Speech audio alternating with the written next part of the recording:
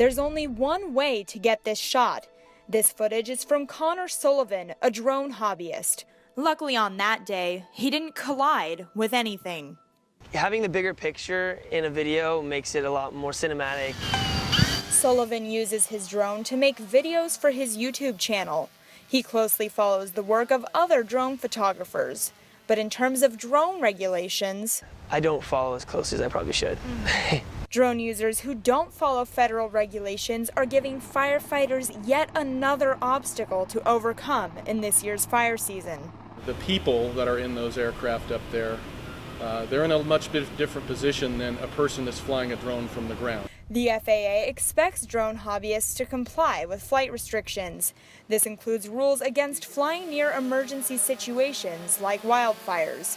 CAL FIRE recently launched a PSA urging hobbyists to remember. If you fly, we can't.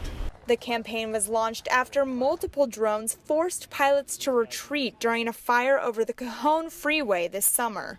That whole fire probably could have been put to rest in its very early stages if those drones had not gotten in the way and stopped the aircraft from flying. You may think a drone is too small to affect a big chopper, but some drones can weigh up to 55 pounds. And for pilots flying at high speeds, these things, they're big enough that there's no question they could bring an aircraft down or certainly go through the windshield and incapacitate the pilot. With the growing popularity of drones, firefighters are concerned that the legislation won't keep up with the technology. Pilots have already reported over 650 drone sightings this year alone, but that hasn't stopped drone users from fighting to keep drones like this in the sky. It was basically a ban on technology. Alan Hagman joined the National Press Photographers Association in their fight against an anti-drone bill.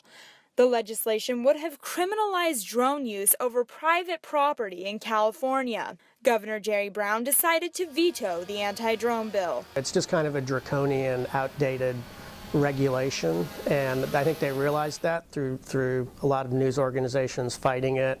But the press still is unhappy with federal drone regulations, which don't allow drones to operate for commercial use. Hagman says this unfairly limits journalists. I can air drone footage that you shoot, but I can't go out and shoot that myself. He also hopes that hobbyists won't ruin it for the press. If a drone drowns a helicopter and somebody dies in that fire, that drone pilot's responsible for that.